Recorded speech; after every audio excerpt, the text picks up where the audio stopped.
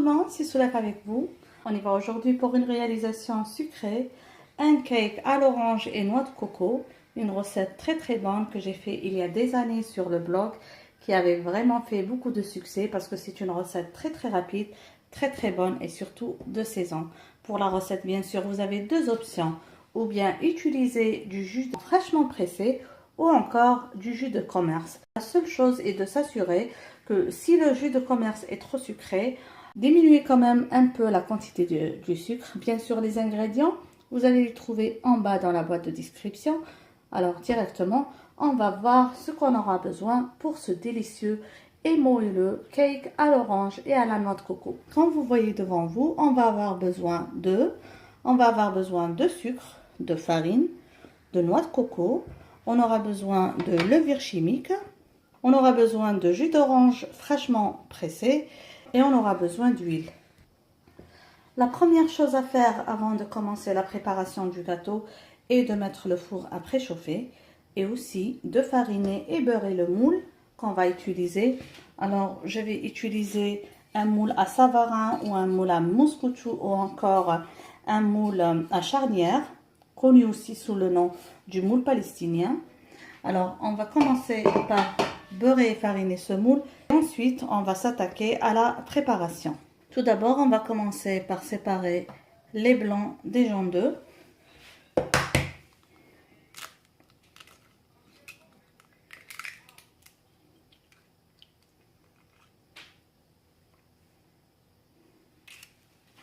Je vais commencer par fouetter les blancs d'œufs en neige.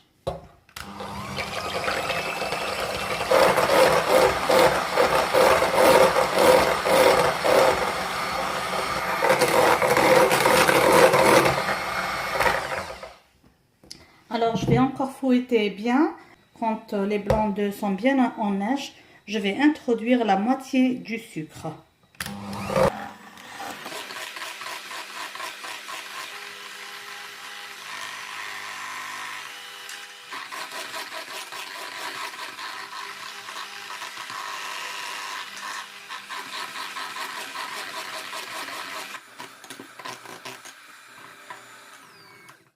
Voilà, là j'ai bien fouetté le blanc avec la moitié du sucre, donc j'ai pas utilisé tout le sucre.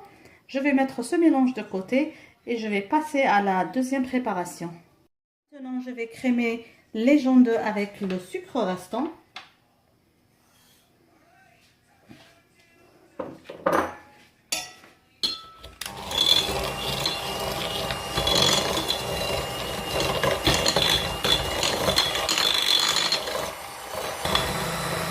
Comme ça, comme mon mélange est bien blanchâtre, je vais introduire l'huile.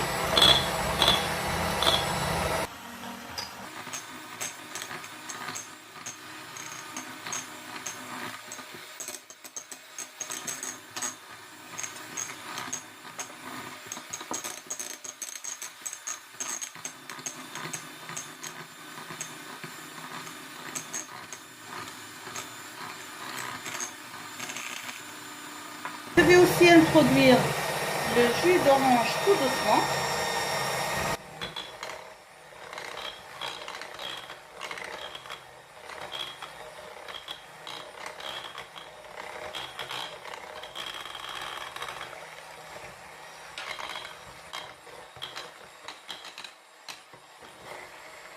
Je vais ajouter maintenant la noix de coco.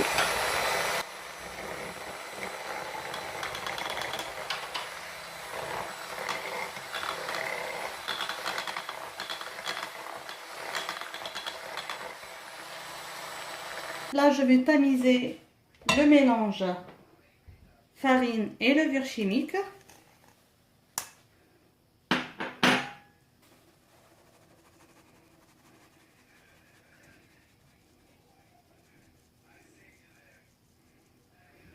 On va bien mélanger ça aussi.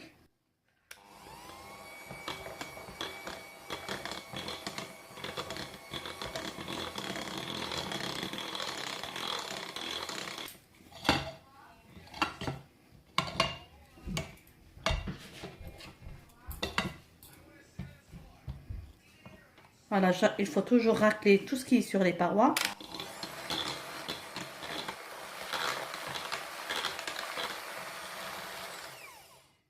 Maintenant, on va introduire les blancs en neige tout doucement pour essayer d'avoir un mélange un peu aéré.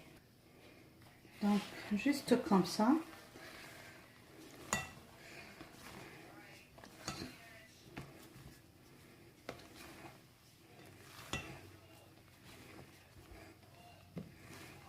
Vous voyez, sans trop casser. Voilà. On continue encore d'introduire les blancs d'œufs.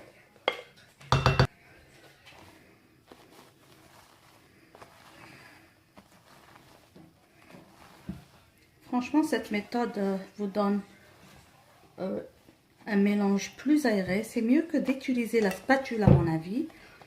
On casse moins les blancs d'œufs. Voilà, il faut juste savoir.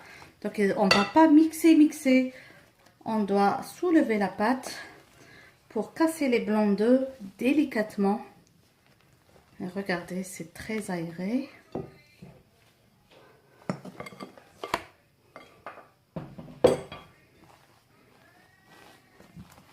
Voilà.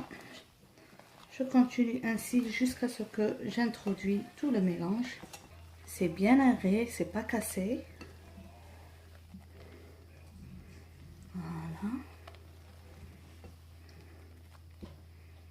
Donc là, j'ajoute la quantité restante. Et voilà.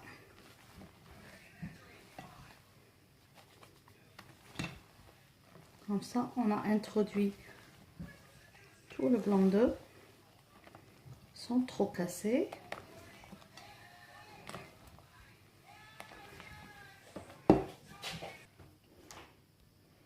Donc là, je vais verser le contenu délicatement comme ça.